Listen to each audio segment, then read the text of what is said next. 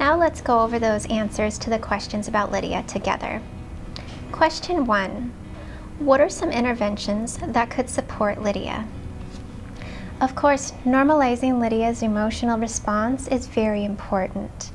Letting Lydia know that it's sad and it's normal to continue to be sad about the situation, letting her know that her emotional response is appropriate to the situation can be very comforting.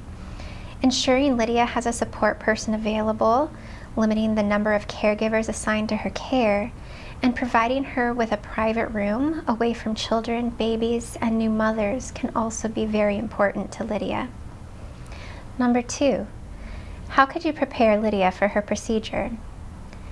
Lydia was not prepared to feel her baby's movements slow into stillness. While this is a difficult conversation to have, it's an important thing to prepare Lydia so that she knows what to expect. That will help mitigate the shock and trauma of having experienced that. Letting Lydia know that she may be very emotional and that she will need strong support after her procedure are also very important. Question 3. What resources may benefit Lydia? Bereavement resources, especially bereavement counseling, may be very beneficial for Lydia. Life Perspectives has several resources available specifically for parents who have undergone a pregnancy termination. Providing the website for Abortion Changes You, as well as other support groups, may be very helpful to Lydia. What could follow-up care look like for Lydia? I'm sure you're sensing a theme now. Continued contact, grief assessment and reassessment, and support for at least 1 year following the loss are incredibly important in Lydia's journey. Not forgetting Lydia's partner is an important part as well. This allows you to assess and reassess her grief and address her needs as they come up. For our final case study, we're going to talk about Dan and Rebecca. Dan and Rebecca learned at the routine 20-week ultrasound appointment that their first pregnancy was complicated by anencephaly. All Dan remembered about the ultrasound appointment was that it was intense. Rebecca described the words used by the diagnosing provider as cold, medical, and intended to remove all emotion. The provider instructed the couple to return 2 days for dilation and curettage. Dan and Rebecca left the exam room with questions unanswered and feeling the provider pressured them into termination. As the pregnancy progressed, Dan and Rebecca felt they had to fight the healthcare system every step of the way through the remainder of their pregnancy. Living in a rural area, their care was transferred to the nearest largest city, where they described their care as cold and perceived the healthcare professionals as merely tolerating their presence. Rebecca felt they were playing provider bingo with the providers, stating they were never cared for by the same specialist twice. Each specialist stated the risks of continuing the pregnancy did not outweigh the benefits, and Rebecca felt she had to constantly fight the system to continue her pregnancy. At 41.5 weeks, Rebecca was induced. Both Dan and Rebecca struggled to choose the day their son, Michael, would be induced, knowing they would be choosing the day of his death. The birth experience was traumatic for both Dan and Rebecca. As labor failed to progress related to shoulder dystocia, the providers used suctioning as an intervention. Because Michael had anencephaly, his cranial cap was absent. The suctioning was unsuccessful without a skull cap, and after detaching twice, Rebecca refused to let the provider try a third time. Dan commented during his interview, "No one can see their son be born brain first and not be traumatized." Michael was stillborn. Family gathered at the hospital to meet the newest member and throw him a birthday party. Michael remained in Dan and Rebecca's arms for the remainder of the night. Both Dan and Rebecca struggled to function after the death of their son. Dan had difficulty dealing with responses of others, which were frequently hurtful and insensitive. Dan and Rebecca's grief scores both indicated intense grief. Now go ahead and answer the questions about Dan and Rebecca's experience using the material you've learned from the course. When you're finished, we will come back together. Let's talk together about how we can incorporate high-quality, holistic care for Dan and Rebecca.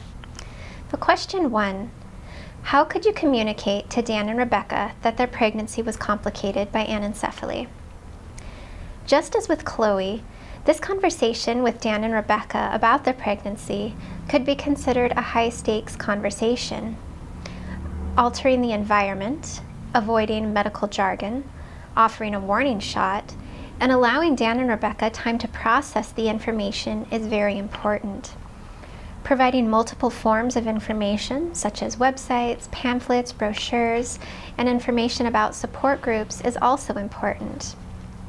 Now, in Dan and Rebecca's story, the decision was really made for them, and the couple felt they needed to fight the healthcare system.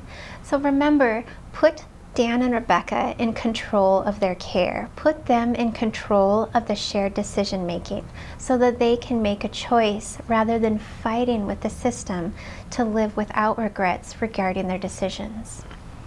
Question 2.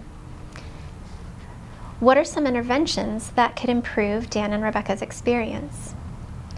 Bereavement resource allocation is always a great idea. Parents, whether individually or as a couple, may benefit from counseling. Support groups may be helpful, and it's important to prepare parents for the possibility of others, though well-meaning, to be insensitive when they talk about that which is lost. Unfortunately, it's not uncommon for friends, family, and co-workers to make insensitive comments. People don't know what to say in response to loss. So preparing Dan and Rebecca for this possibility can help them come up with their own predetermined responses and decide how they're going to handle these. Because remember, part of having less risk for intense grief is being able to confront others they perceive as being insensitive. Question 3. What resources may benefit Dan and Rebecca?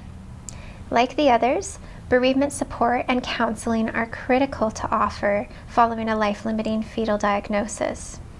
It may be necessary to offer bereavement resources several times, as parents may decline the first few offerings.